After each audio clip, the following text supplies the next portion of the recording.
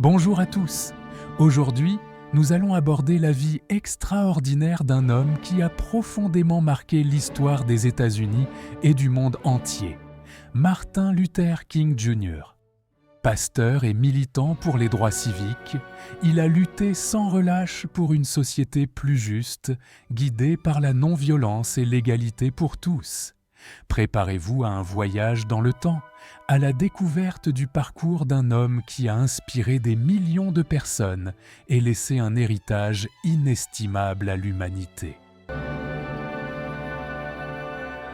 Martin Luther King Jr. est né le 15 janvier 1929 à Atlanta, en Géorgie, dans une famille profondément religieuse. Son père, Martin Luther King Sr., était pasteur baptiste et sa mère, Alberta Williams King, musicienne à l'église.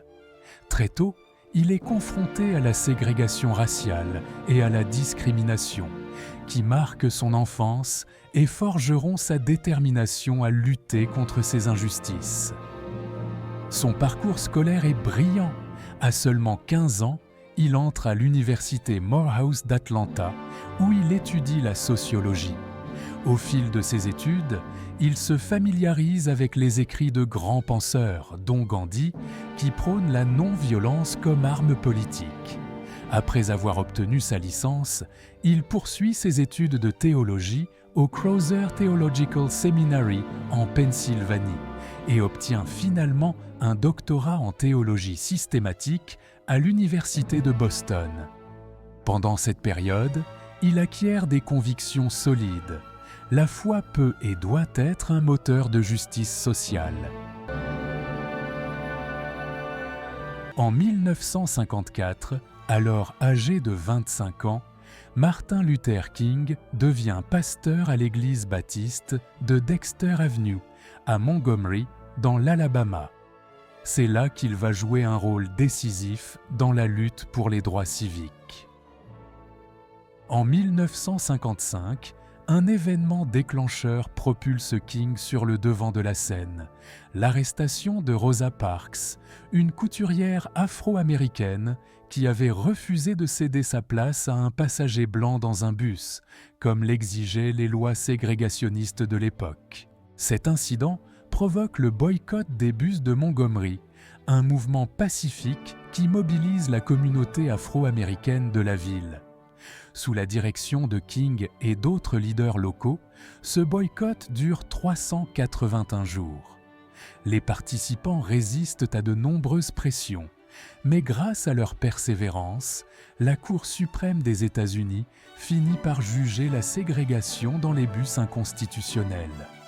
King apparaît alors comme l'un des principaux visages de la lutte non violente contre la ségrégation.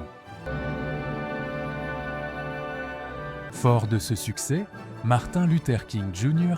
participe en 1957 à la fondation de la SCLC, Southern Christian Leadership Conference, une organisation dédiée à la promotion des droits civiques à travers des actions pacifiques. King en devient le président, prônant l'importance de la désobéissance civile et du boycott économique pour faire pression sur les autorités.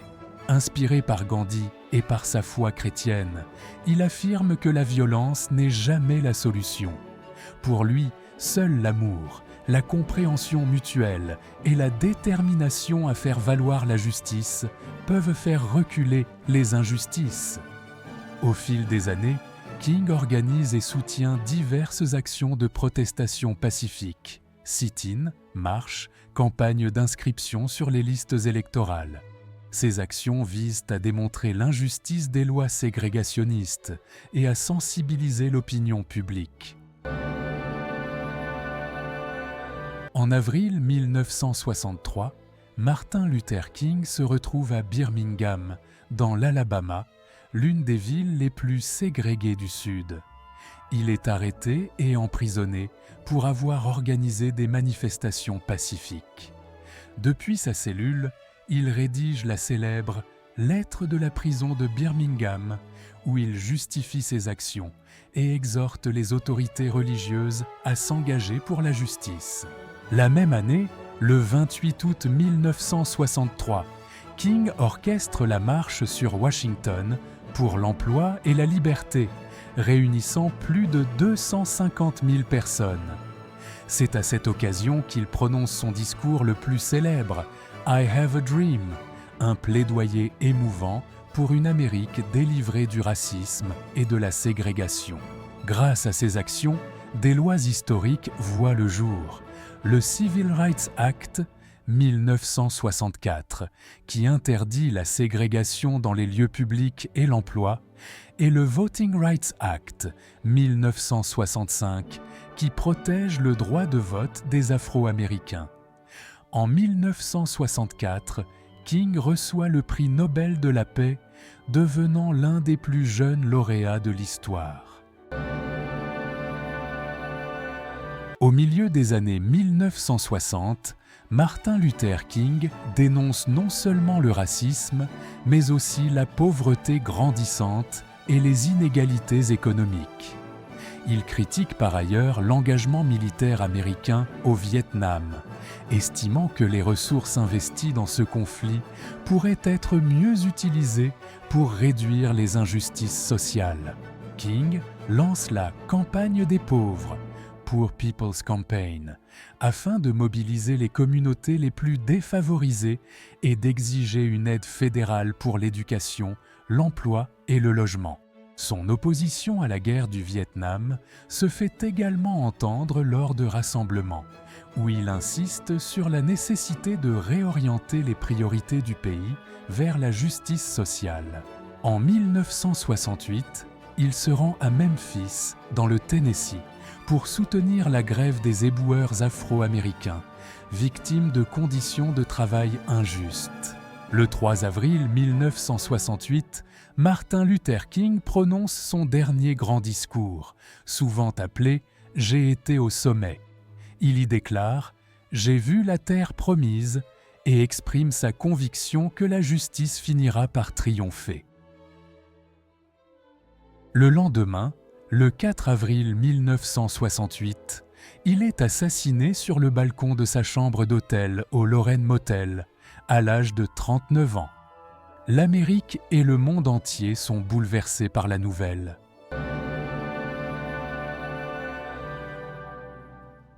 Au-delà de sa disparition tragique, Martin Luther King a laissé derrière lui un héritage qui demeure à ce jour une source d'inspiration pour des millions de personnes à travers le monde. Son combat pour les droits civiques, la justice économique et la non-violence a changé le visage des États-Unis et ouvert la voie à une société plus égalitaire. Son message nous rappelle que seule la lumière peut chasser l'obscurité et que chacun peut contribuer à son échelle à bâtir un monde meilleur.